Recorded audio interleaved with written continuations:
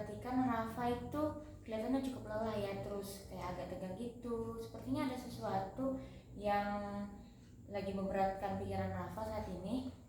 Iya Bu, akhir-akhir ini aku tuh ngerasa kewalahan banget Bu. Rafa saat ini merasa kewalahan terus merasa terbebani ya. Iya Bu, rasanya itu kepala Rafa penuh banget. Jadi sebelum kita lanjut ini, sebelumnya Rafa ini pernah konseling nggak? Rafa sih pernah tahu sih Bu, konseling itu kayak menanyakan curhatan hati murid Bu. Oh gitu. Jadi ibu tambahkan sedikit ya. Jadi konseling itu adalah tempat yang aman untuk Rafa bercerita tanpa merasa terhakimi. Terus ini tuh bersifat rahasia ya. Jadi di sini tuh ibu bisa mendengarkan Rafa. Jadi kita tuh di sini akan cari sama-sama solusinya, terus sesuai dengan kemampuannya Rafa. Iya Bu. Oke, kalau boleh tahu, salah, nanti kan. Kalau begitu, Rafa boleh cerita dengan santai ya. Baik Bu. Jadi ibu ingin tahu apa yang paling membuat Rafa saat ini tuh merasa kewalahan. Tugas-tugas Bu banyak banget. Terus Bu, Rafa tuh sering nunda-nunda ngerjain tugas Bu. Oh, jadi karena banyak tugas ya, tapi justru Rafa tuh sering menundanya ya. Iya Bu, jadi setiap mau lomba itu rasanya berat banget Bu. Jadi ketika merasa berat itu muncul, apa yang biasanya Rafa rasakan, yang Rafa pikirkan gitu? Rafa tuh takut nggak bisa ngerjain dengan baik Bu. Dari semua hal itu, bagian mana yang paling sangat mengganggu Rafa saat ini? Gitu. Rafa tuh takut gagal Bu. Jadi Rafa tuh nggak bisa memulainya Bu. Jadi saat rasa gagal itu muncul, biasanya Rafa tuh berkata apa pada diri sendiri gitu?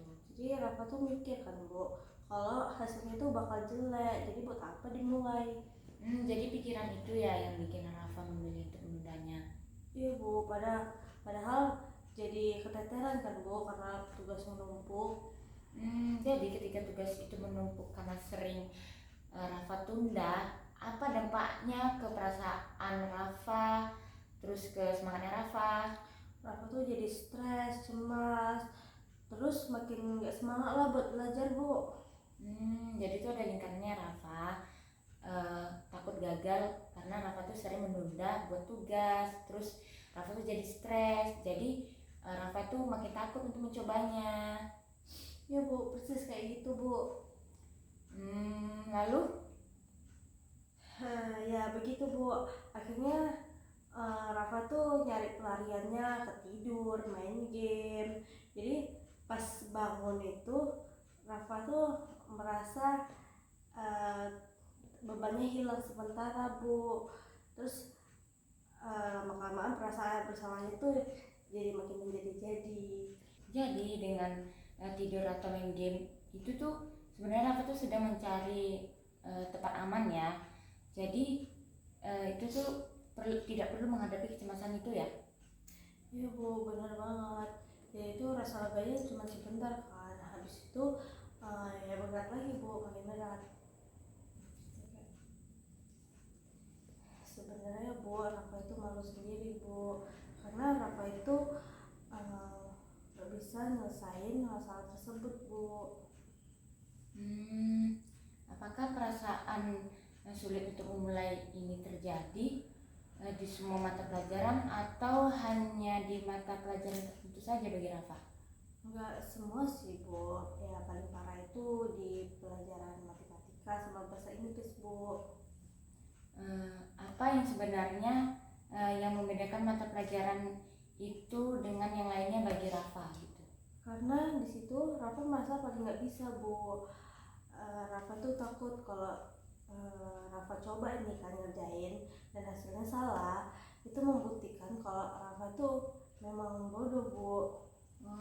Rafa, perhatikan di sini tuh ada yang hal cukup menarik ya. Di satu sisi Rafa tuh bilang sangat takut gagal karena ingin memberikan yang terbaik, tapi di sisi lain itu Rafa justru memilih untuk tidak mengerjakannya, tapi malah memilih untuk menundanya. Yang sebenarnya di sini adalah salah satu caranya untuk menghindari kegagalan itu. Bagaimana menurut Rafa tentang dua hal yang bertolak belakang ini? Iya ya Bu, kalau dipikir-pikir dengan Rafa menunda ngerjain tugas itu malah justru menjemput kegagalan yang Rafa takutin itu Bu.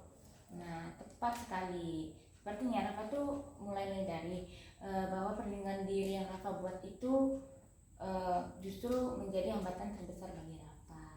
Iya Bu. Nah,